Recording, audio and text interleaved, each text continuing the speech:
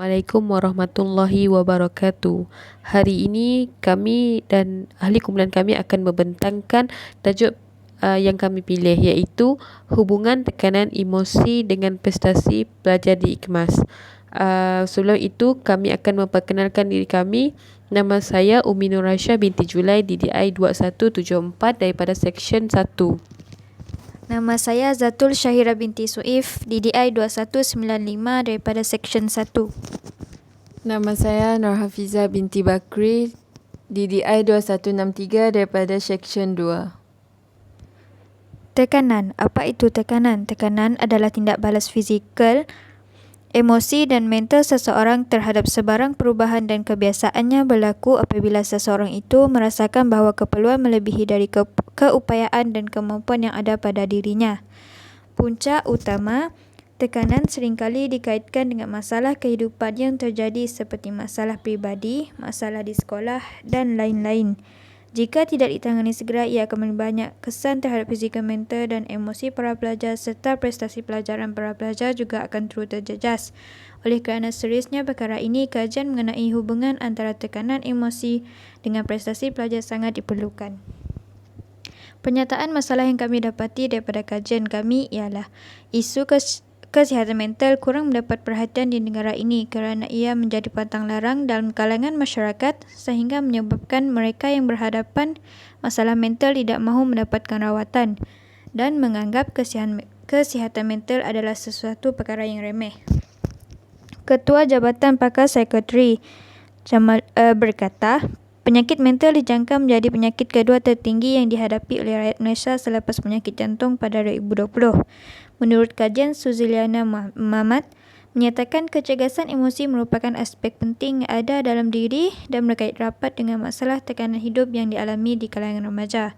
Masalah tekanan emosi ini akan turut memberi kesan kepada prestasi pelajar serta kurang tumpuan dalam pelajaran serta keputusan semakin merosot. Persoalan kajian, apakah hubungan antara tekanan emosi dengan prestasi pelajar? Mengapakah para pelajar sering menghadapi tekanan dan gangguan emosi? Adakah setiap perbezaan jantina pelajar mempunyai tahap tekanan yang berlainan? Objektif kajian untuk mencari hubungan antara tekanan emosi dengan prestasi pelajar, untuk mengenal pasti faktor berlakunya tekanan dan gangguan emosi yang dihadapi oleh pelajar, untuk meninjau perbezaan tahap tekanan pelajar terhadap jantina. Hipotesis kajian. Terdapat 3 hipotesis kajian. Yang pertama, terdapat hubungan yang signifikan antara tekanan emosi dengan prestasi pelajar. Yang kedua, terdapat perkaitan antara tekanan dan gangguan emosi yang dihadapi oleh pelajar. Dan yang ketiga, terdapat perbezaan yang signifikan tahap tekanan pelajar lelaki dan tahap tekanan pelajar perempuan. Sorotan literature. Menurut Kartini dan Johari, dalam kajian mereka yang bertajuk Tekanan dan Hubungan Pencapaian Akademik Pelajar Pelapis Universiti, ia adalah bertujuan mengenal pasti hubungan antara tekanan dan pencapaian akademik pelajar universiti berbadan uniform. Kajian ini kuantitatif dan dalam bentuk tinjauan dan menggunakan borang soal selidik. Keputusan analisis korelasi menunjukkan wujudnya hubungan yang signifikan antara tekanan dan pencapaian akademik pelajar yang melibatkan diri dalam aktiviti beruniform. Kajian seterusnya ialah mengenai stres dalam kalangan mahasiswa Institut Pengajian Tinggi Islam di Malaysia yang dijalankan oleh Abdul Rahim dan Husna. Tujuannya adalah mengenal pasti tahap stres dan faktor-faktor penyebab stres dalam kalangan pelajar mahasiswa IPT di Universiti Islam Malaysia. Kajian ini melibatkan sebanyak 150 responden dan mahasiswa tahun akhir di 6 fakulti yang terdapat di USIM. Kajian ini diambil dalam bentuk soal sidik. Hasil kajian menunjukkan tahap stres dalam kalangan pelajar tahun akhir adalah tahap yang sederhana. Seterusnya ialah kajian yang dilaksanakan oleh Suzy Lia Mamat yang bertajuk Kecergasan Emosi dalam Kalangan Remaja di Kolej Universiti Islam Melaka, untuk mengetahui dan melihat tahap kecergasan emosi berdasarkan faktor demokrasi dalam kalangan remaja. Responden sebanyak 90 orang dan alat kajian yang digunakan adalah berbentuk soal sidik. Dapatan kajian menunjukkan tahap kecergasan emosi remaja berada dalam tahap yang sederhana. Seterusnya, dalam kajian Mastura, Fadilah dan Akmal, dalam kajian mereka, analisis faktor stres di kalangan pelajar untuk menganalisis faktor-faktor penyebab stres di kalangan pelajar tahun 2 yang telah menyertai bengkel pembelajaran efektif. Pengumpulan data adalah berdasarkan soal sidik dan kaedah deskriptif dan 30 pelajar berdasarkan pencapaian purata. Dapatan kajian ini menunjukkan tahap stres adalah sederhana.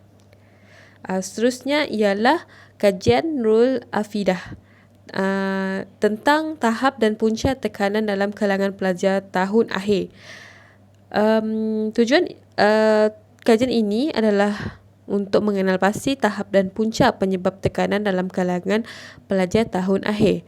Reka bentuk yang digunakan dalam kajian ini menunjukkan menggunakan borang selidik dengan melibatkan 138 responden dan data yang diperolehi dianalisis dalam bentuk deskriptif dan inversi. Hasil dapatan kajian ini mendapati tekanan pelajar adalah sederhana dan punca jangkaan akademik yang terlalu tinggi daripada ibu bapa itu sendiri penyebab utama berlaku tekanan di kalangan pelajar. Reka bentuk kajian. Kajian berbentuk kuantitatif dengan menggunakan kaedah kolerasi, iaitu mencari hubungan dan beberapa pemboleh ubah. Kajian ini menggunakan borang soal selidik secara atas talian dalam mengumpul data. Borang soal selidik disesuaikan dan disusun supaya mudah difahami oleh responden bagi mencapai objektif kajian. Populasi. Populasi yang terlibat adalah dalam kalangan para pelajar Diploma Dakwah Islamiah dan Diploma Tahfiz Al-Quran dan Al-Qiraat IKMAS. Persempelan kajian. Sampel kajian dipilih berdasarkan kaedah persempelan kebarangkalian secara rawak. Melalui kaedah ini, responden dipilih secara rawak bebas daripada dua jenis program pengajian yang terdapat di IKMAS. Signifikan kajian. Membantu dalam mengawal tekanan dan emosi dalam kalangan pelajar IKMAS serta membantu dalam meningkatkan prestasi pelajar dalam bidang akademik. Sekian, terima kasih.